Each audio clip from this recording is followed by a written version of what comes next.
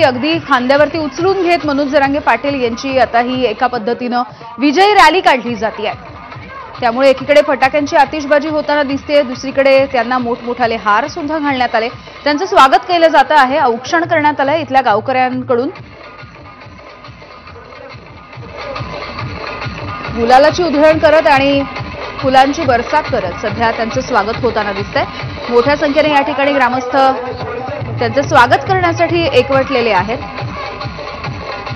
जारल्यामधल्या याच अंतरवाली सराटीमधून त्यांनी मराठ्यांना कुणबीमधून आरक्षण पाहिजे या मागणीसाठी एल्गार केलेला होता। तर ऐन गणेशोत्सवामध्ये त्यांनी लाखो मराठा बांधवांसोबत मुंबईमध्ये येऊन उपोषण सुद्धा केलेलं होतं।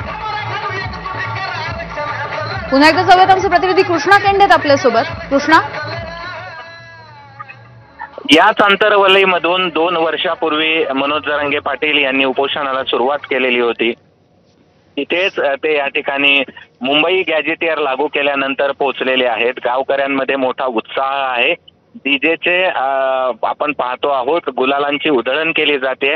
गावाच्या वेशीपासूनच गावकऱ्यांनी मनोज जरांगे पाटील यांना खांद्यावरती उचलून घेतलं आणि एक मोठा हार देखील त्यांच्या सत्कारासाठी या ठिकाणी आणलेला आहे। खरं तर ह्या अंतरवली सराटी मधला इतिहास आहे जो सामान्य मराठा समाज कधीही विसरू शकणार नाही, कारण की आरक्षणाची मुहूर्तमेढच या गावामध्ये रोवली गेलेली होती। इथेच खरं तर आरक्षणाची सुरुवात झालेली होती। लाठीचार्ज झाला आणि त्यानंतर हे आंदोलन महाराष्ट्रभर पोहोचलं। त्यानंतर त्यांनी या अंतरवलीमध्येच या ठिकाणी 6 उपोषण केले। 7वं उपोषण त्यांनी मुंबईत केलं। एक मुंबईमध्ये त्यांनी मोर्चा देखील काढलेला होता आणि या सगळ्यानंतर यश मिळत गेलं।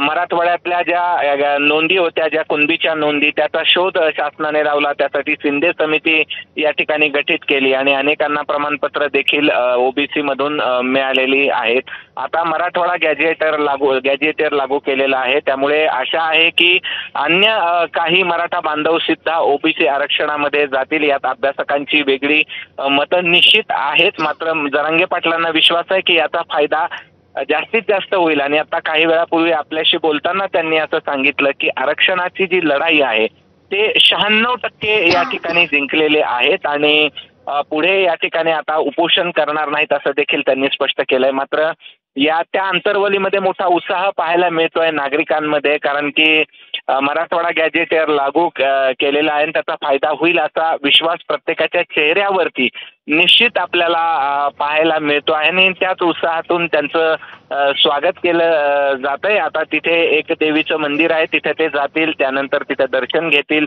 मारुती रायाचं मंदिर आहे, हनुमंतांचं मंदिर आहे, तिथे जातील। तिथे गेल्यानंतर हनुमंतांचं दर्शन ते घेतील आणि त्यानंतर जिथे त्यांनी उपोषण केलं त्या ठिकाणी जाऊन छत्रपती शिवाजी महाराजांचा पुतळा आहे तिथे ते अभिवादन करतील आणि पुढे नारायणगड जिथे त्यांची श्रद्धा आहे त्या गडावरती ते पोहोचतील, तिथे दर्शन घेतील आणि त्यानंतर ते आज संध्याकाळी घरी पोहोचतील। आता आपण हा उत्साह आणि हा त्यांचा सत्कार अंतरवली मधला पाहतो आहोत, जिथून या आंदोलनाची सुरुवात झालेली होती। यामिनी, अगदी कृष्णा, आपण बघतोय भले मोठे हार सुद्धा त्यांच्यासाठी, त्यांचे स्वागत करण्यासाठी इथे आणण्यात आलेले आहेत आणि ही दृश्य आपण बघतोय की फुलांचा वर्षाव त्यांच्यावरती होतोय, किंबहुना जेसीबी मधून गुलाल उधळू असं सुद्धा त्यांनी खरं तर म्हटलं होतं कृष्णा, ज्यावेळेला ते मुंबईमध्ये येणार होते। आणि मी मुंबईत येईन, आरक्षण घेऊनच मी पुन्हा एकदा गावामध्ये परतेन असा त्यांनी निर्धार केलेला होता। त्यामुळे हा गावकऱ्यांचा उत्साह द्विगुणित झालेला आहे। कृष्णा, वाक्य या ठिकाणी आम्ही असं होतं की एकतर माझी अंतयात्रा निघेल नाही तर विजयी मिरवणूक निघेल। आणि आता ही अंतरवली मधली जी मिरवणूक आहे ती त्यांची विजयी मिरवणूक आहे असं आपल्याला म्हणायला काही हरकत नाही, कारण की त्यांच्या मते आता त्यांना विश्वास आहे की हा मराठवाड्यातला जो मराठा समाज आहे तो या गॅजेटियर लागू झाल्यानंतर आरक्षणामध्ये जाईल। मात्र यासाठी आपल्याला प्रत्यक्ष अंमलबजावण्यासाठी निश्चितच वाट बघावी लागणार आहे, हे तेवढंच खरं आहे। आणि त्यांनी असंही म्हटलं आहे की मराठवाडा मुक्ती संग्राम दिनानिमित्त आरक्षणाच्या बंदिस्त असलेला मराठा समाज तुम्ही मुक्त करा आणि पहिलं सर्टिफिकेट प्रत्येक तालुक्यात का होत नाही, परंतु नव्या गॅजेटियर नुसार तुम्ही या ठिकाणी द्या असं त्यांनी म्हटलेलं आहे। आणि त्यामुळे त्या अंतरवलीमध्येच विजयाचा जल्लोष या ठिकाणी करण्यात येतो आहे. महिला असतील, पुरुष असतील, त्यांच्यावरती फुलांची उधळण करून कृतज्ञता व्यक्त करत आहेत आणि आरक्षणाच्या लढ्याबद्दलची त्यांची कृतज्ञता आहे ही या ठिकाणी व्यक्त केली जाते, ओवाळलं जात आहे. रस्त्याने देखील अनेक ठिकाणी त्यांचे सत्कार झाले. त्यांच्याविषयीची कृतज्ञता या प्रत्येक चेहऱ्यावरती पाहायला मिळते आहे आणि अंतरवलीमध्ये JCB वरून फुला आणि गुलालांची उधळण या ठिकाणी केली जाते आहे आणि हे दृश्य आपण पाहतो आहोत अंतरवलीमधले, जिथं आरक्षणाची सुरुवात झालेली होती, जिथं आरक्षणाची मुहूर्तमेढ ज्या गावामध्ये रोवली गेली, याच प्रश्नावरून हे गाव संपूर्ण महाराष्ट्रभर ओळखलं गेलं आणि अनेक गावातील लोक या अंतरवलीमध्ये येऊन देखील पाठिंबा देऊन गेलेले आपण पाहिलेले आहेत आणि त्यामुळे अत्यंत उत्साहामध्ये त्यांचं या ठिकाणी मनोज जरांगे पाटलांचं स्वागत गावकऱ्यांच्या वतीनं केलं जात आहे. आपल्याला माहितीये की म्हणजे आत्ताची ही दृश्य आपण बघतोय, मात्र गेल्या काही वर्षात म्हणजे साधारणपणे जर आपण 2 वर्षाचा एक धावता आढावा घेतला तर अनेक वेळेला ही जी मराठवाड्यातली छोटी छोटी गावं आहेत, इकडून मनोज जरांगे पाटील हे घराघरामध्ये जाऊन फिरत होते. त्यांनी घराघरातला मराठा एकत्र केलेला होता असं सुद्धा चित्र बघायला मिळतंय. त्यामुळे कदाचित त्यांना इतका उत्स्फूर्त प्रतिसाद मिळाला आणि पाठिंबा मिळाला.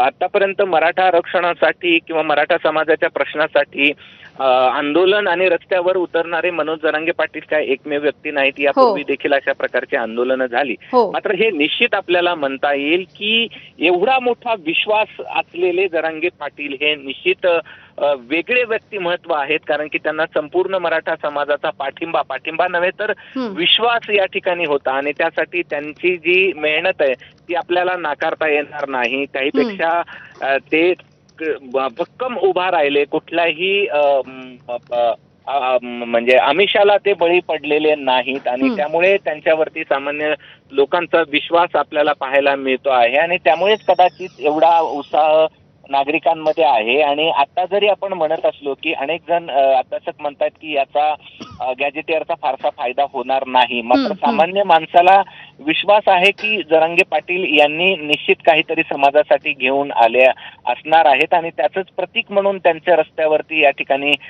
सत्कार होतो आहे. आणि अजूनही आपण हेच निश्चित म्हणूया की आता जोपर्यंत अंमलबजावणी होत नाही तोपर्यंत याचं यश आणि अपयश हे समोर येणार नाही. मात्र सध्या तरी जरांगे पाटलांना विश्वास आहे की यातनं त्यांना यशच मिळेल, अपयश मिळणार नाही आणि यशाचं संपूर्ण श्रेय ते सर्वसामान्य मराठा बांधवांना देताना देखील आपल्याला पाहायला मिळतात. यामिनी अगदी कृष्णा, आताची तर आपण आंतरवालीतली ही दृश्य बघतोय, मात्र ज्या वेळेला आज सकाळी त्यांना डिस्चार्ज मिळाला आणि गॅलेक्सी रुग्णालयामधून बाहेर पडण्याच्या अगदी काही वेळ आधी त्यांनी जी पत्रकार परिषद घेतली त्यामधले सुद्धा काही महत्त्वाचे मुद्दे होते. त्यांनी 17 सप्टेंबर ही तारीख खरं तर दिलेली होती. नाही, अगदी खरं आहे. त्यांनी सरकारला सांगितलंय की 17 सप्टेंबर पर्यंत तुम्ही या ठिकाणी GRचं एकतरी जे गॅजेटियर लागू केलंय त्याच्या नोंदीनुसार तुम्ही सर्टिफिकेट द्या, जुने सर्टिफिकेट देऊ नका, या नोंदीचे सर्टिफिकेट तुम्ही द्या असं त्यांनी म्हटलेलं आहे. आणि त्यात त्यांचं म्हणणं आहे की त्यानंतर मात्र ज्यावेळेस नारायणगडावरती छोट्या खाणी दसरा मेळावा घेतला जाईल त्यात जर सरकारने सर्टिफिकेट दिलं नाही तर पुढची दिशा ते ठरवतील. मात्र हे सांगत असताना त्यांनी अगदी ABP माझाशी बोलताना काही वेळापूर्वी स्पष्ट केलं की यापुढे ते कुठलंही उपोषण करणार नाहीत.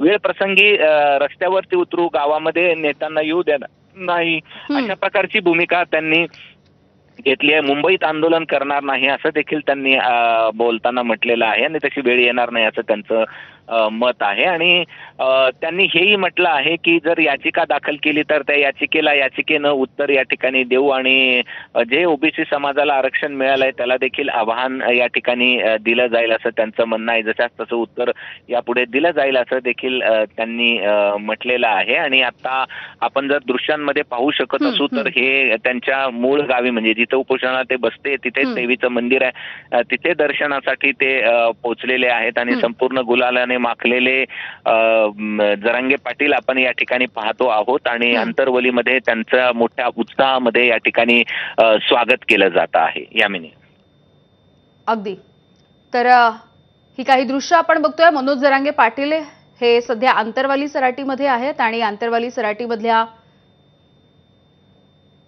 ज्या ठिकाणी त्यांची उपोषणं झालेली आहेत त्याच्या जवळ असणारे हे मंदिर आणि तिथे ते दर्शन घेत आहेत। गुलाल उधळला जातोय, संपूर्ण मराठा बांधव या ठिकाणी एकवटलेले आहेत आणि यानंतर ते नारायणगडावरती सुद्धा जाणार असल्याचं कळतंय। कृष्णा, खरं तर नारायणगड हा सुद्धा एक वेगळं महत्त्व खरं तर या सगळ्या परिसरामध्ये आहे किंवा या सगळ्या बांधवांमध्ये